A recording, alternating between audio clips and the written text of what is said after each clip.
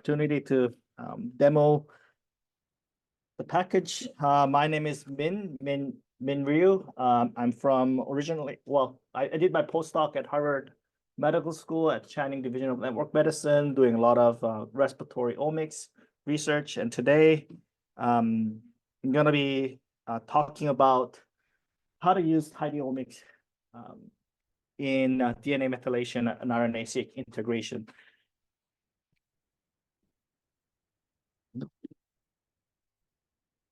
Anyway, just to kind of bring everyone into context, tidyomics, or this package that's available through the bioconductor, is really a community effort. So I have to give credit to all the people who've made this project possible. And at the end of the day, I'm actually in that rectangle right there where I'm the user, and I'm given this opportunity to kind of present this work to the rest of the community and be able to showcase some of the key features that this elegant package brings to our community. And as a user myself, I'm very appreciative of a package like this.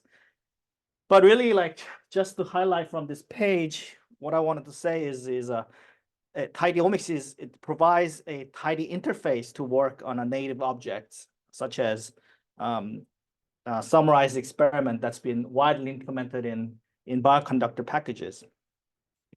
Again, as an acknowledgement, this is a recent paper that Stefano here, who's sitting here, led, publishing this sort of a grand community effort to really bring the tidy to the omics research. And just to kind of give a acknowledgement and citation to some of the materials, most of the materials that I'll be presenting today are adopted from these other workshops that's been previously given.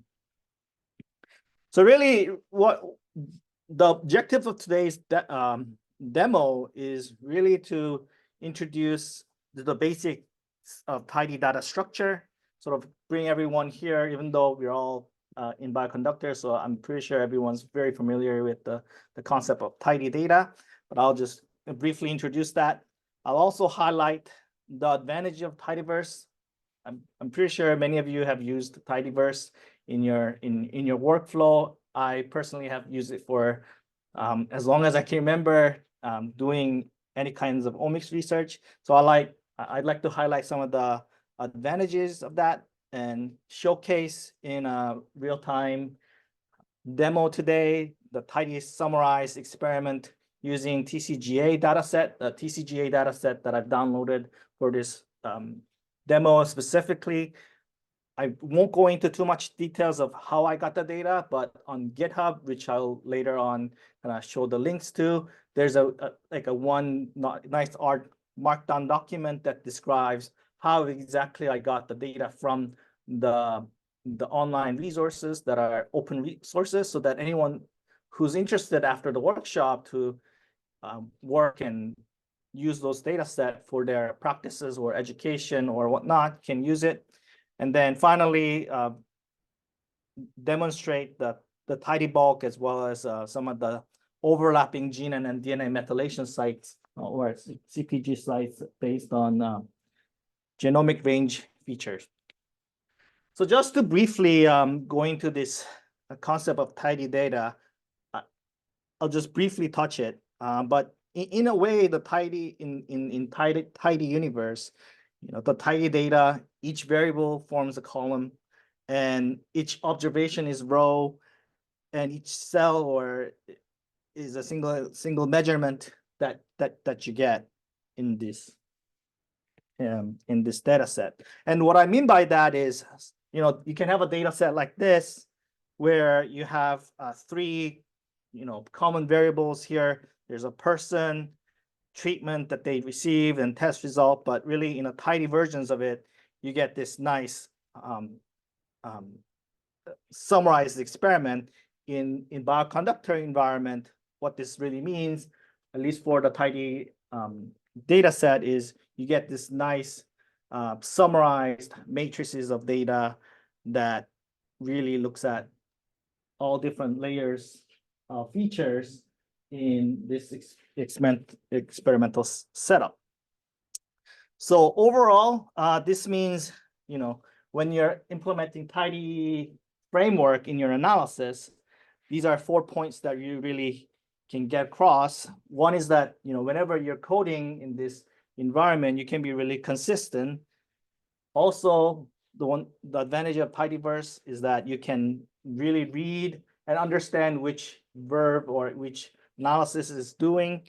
And my favorite of all is that you can pipe so that each verb can be used to pipe. And I'll demonstrate in a few seconds how that is done and show all these data manipulation in this framework. So for those who are not familiar with the verb-based operation, just briefly, these are some of the examples of verbs that you can use. So you can take one data frame and use a verb to transform or manipulate those data, or even to summarize those data sites. So operation like this can be done where, this is your original. I think you can, anyway, you can see the data frame being manipulated step by step. And in each pipe, you can see that there's a one operation being done to the data frame, so that at the end of the day, this can be used to scale up your analysis over many different iteration. And a prompt like this can result from a tidy data set.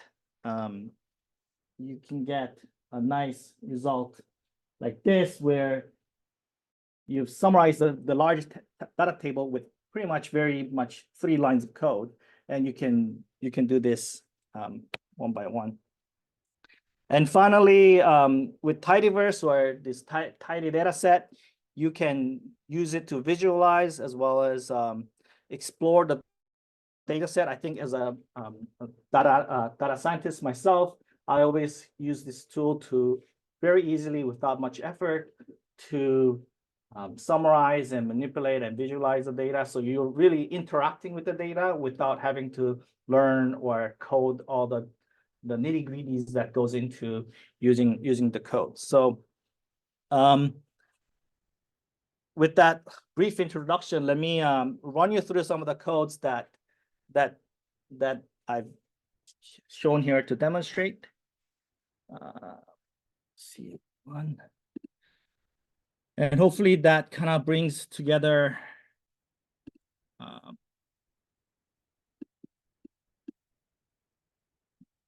the simplicity of tidyomics and highlight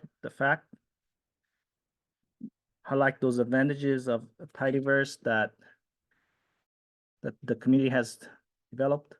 So really, I think you can see it. But really, like, the beauty of it is you download one package and then the dependency for it is all downloaded.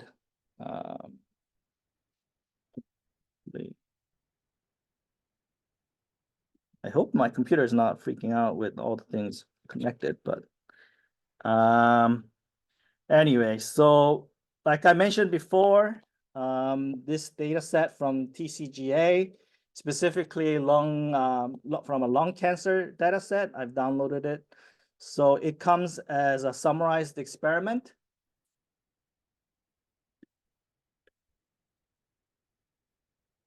Let's store on this. And then, so I've downloaded from, basically what I've done in making this data set is I've queried the data set and looked at all the samples that had both DNA methylation data set as well as the transcriptomic data set, and then only picked out those samples where research participant that had both DNA methylation and RNA sequencing data. And then I still sampled it to 100 patients just for the computational sake, but you could easily scale this up to however many you want to analyze. But what you see is that this data set that we get is a summarized experiment data set that we have. And the data structure, this, when I first used it, it was like mind-blowing because without having to install anything, you can, when you just have the tidyomics loaded into your environment, it basically reads in these summarized experiment as table. So then the piping can be integrated so that you can manipulate this summarized experiment. This is a rather large summarized experiment with many columns and metadata that's been attached to it. But you can directly analyze this using the tidyomics paradigm. So let me just show you what that means. So this data set that I've highlighted here has let me see.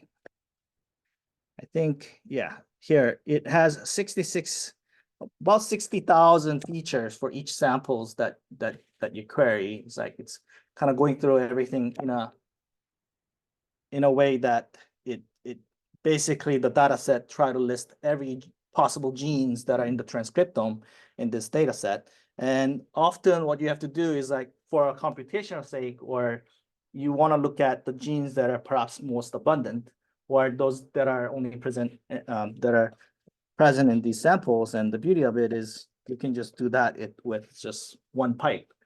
And then it will basically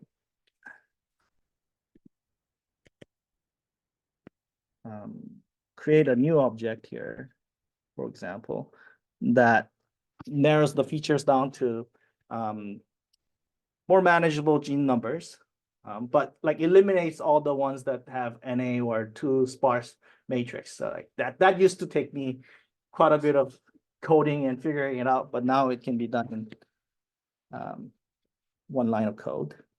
Is it okay for me? Yeah, you can ask questions. Yeah. I was wondering, I saw there were several assays in the object. Mhm. Which assay was it actually looking at? So the in that assay, this is looking at the counts, the raw counts. So then there's also another sort of assay where it's like a transformed or yeah, not transformed, but different ways of representing counts, like FTP-cam, whatnot. So, but we're using raw counts. And sometimes you can have duplicates, and you can use these, the pipe function to get rid of the duplicates. Just as a demonstration purposes, in order to remove those duplicates before, you would have had to have like these long line of codes that you use, but now you can use one pipe in this tidyomics data frame. You can also, like I said, since this is now in the table format, you can use this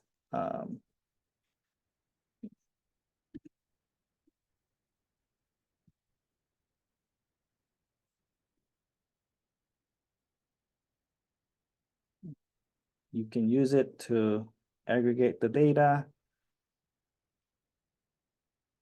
and you can scale it based on how big your data set is. It can be scaled for different sequencing depth. And then here, once the data is scaled, you can use the tidy concept to make plots.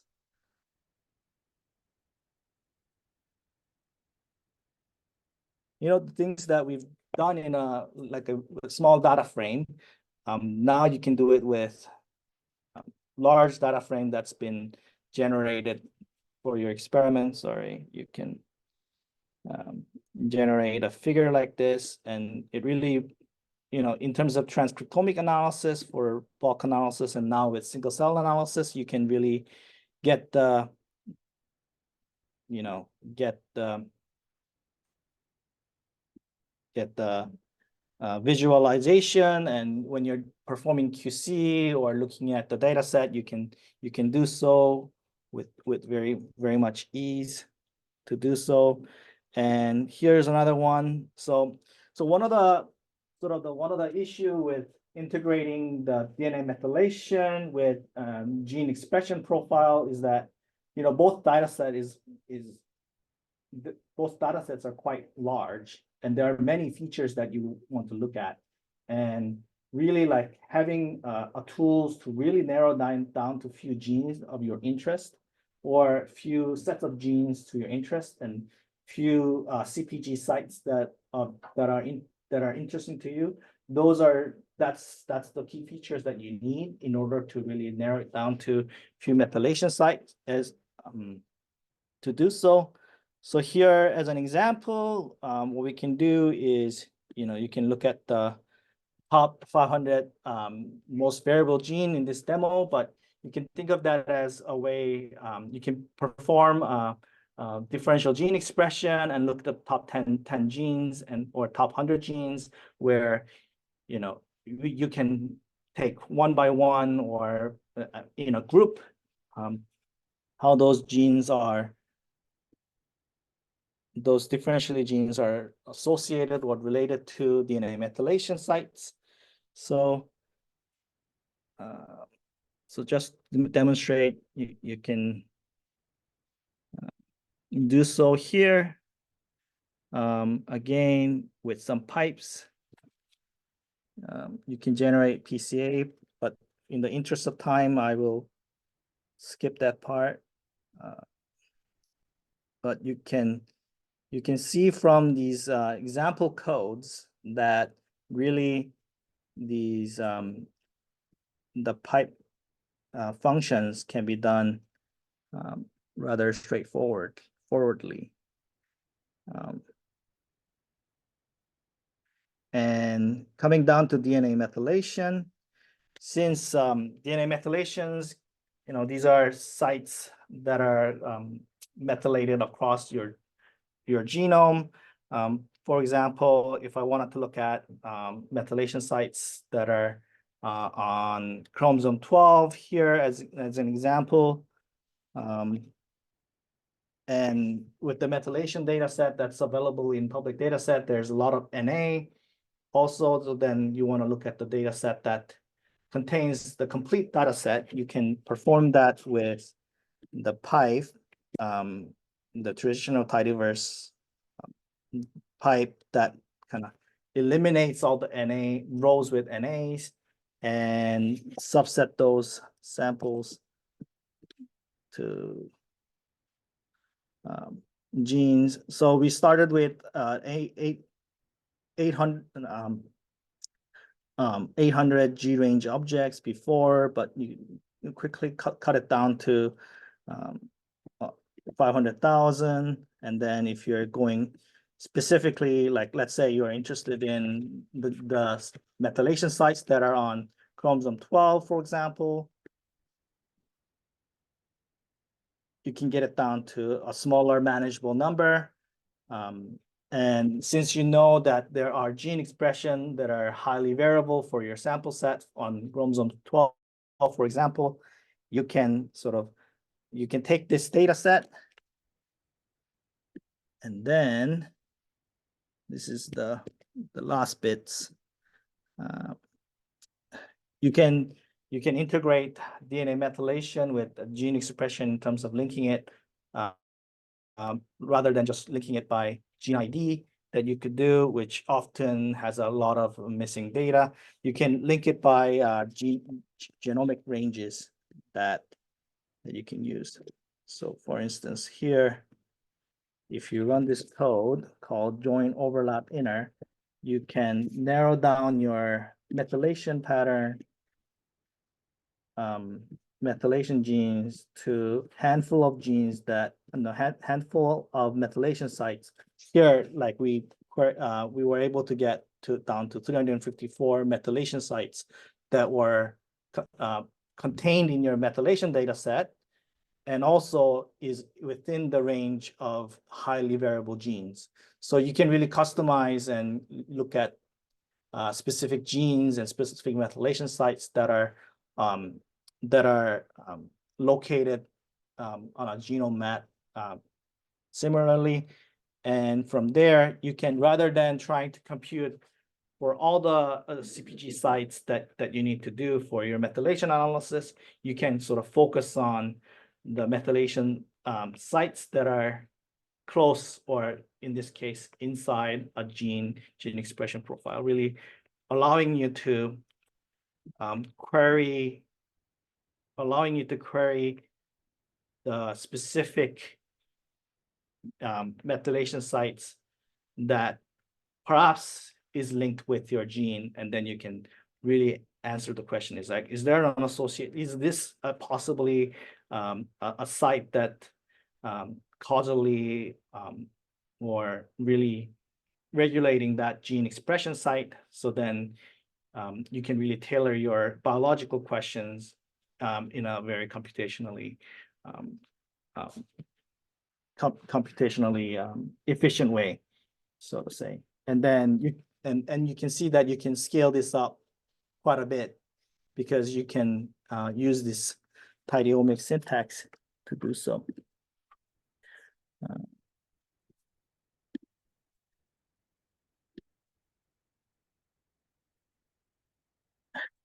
Anyway, in summary, tidy data paradigm really allows clean and scalable data analysis, and really it's in addition to that, it really is linked to powerful visualization for exploration as well as publication. Here, I've shown very briefly the integration of DNA methylation data with RNA-seq based on genomic ranges. And I think the application is much more as we move towards single cell and multi-omics. It is an expanding tool to apply this tidy concept, and I thank the community for it. Here are some key tidyomics packages that I invite everyone else to try. As a user myself, I've learned a lot kind of going through this process and being involved in the community's effort. The way I got involved with this is through the tidyomics open challenges. I think there's still like 50 or more open challenges that are available for anyone who's willing and able to contribute to the project. And I think there's many more exciting projects to be done. I think it really supports the idea of reproducible research as well as ways to scale our research. And with that, I'd like to thank the audience for your attention, and open this for any questions or discussion. Thank you. Are there any questions? First one. So I think it's very exciting to see you have opened the challenges on GitHub. I just saw it, like a lot of like to do or question thing. I'm wondering if I want to contribute like a package, let's say tidy something. Is that possible for this kind of contribution to the tidyomics contribution? Stefano. Yes, it's possible. Yeah, the community, yes. So I mean, the with the tidyomics repository, we take it a bit inspiration on tidyverse in terms of how stable it should be. So I mean, the answer is the community is much bigger than the actual repository, and so there are people that develop adapters for different objects. So the answer is yes, and then we discuss when it's time to to actually add it to the repository. But there are community-driven projects that live outside tidyomics and sometimes are integrated. So there is a spectrum of contribution in a way to the community. And the challenges are on the packages that already exist, but you can it's quite open, so you can create the challenge to a package you want to create. You can find people that want to co-develop with you and so on. Yeah, I was wondering if you have this object that extends something like from the bioconductor or S4 vector, for example, and how much will it be challenging to integrate all the tidies function to help to use it on a dedicated package? Are there a lot of different steps to do to make it work?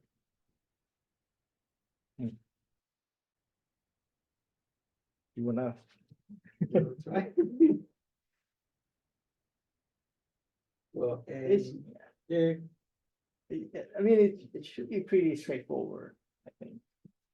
But yeah, so on one end, there are many examples where this is done, so you can really fork one of those packages and just, replace the code you need.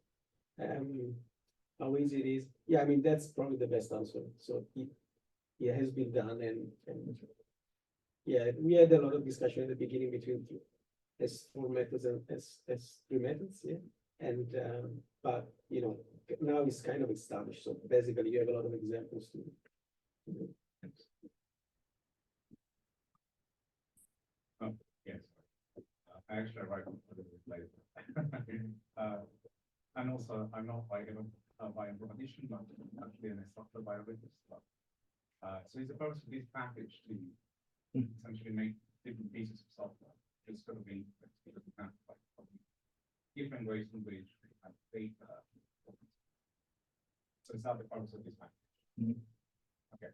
And also, I was wondering, so according to the title, it also says that we will show you how to do this with lung. Yeah. Lung cancer data. yeah, So can you talk about obviously during this stage, did you get this from some bigger repository? yeah. I think I mentioned it at the very beginning. As I said, yeah. Yes. Sorry.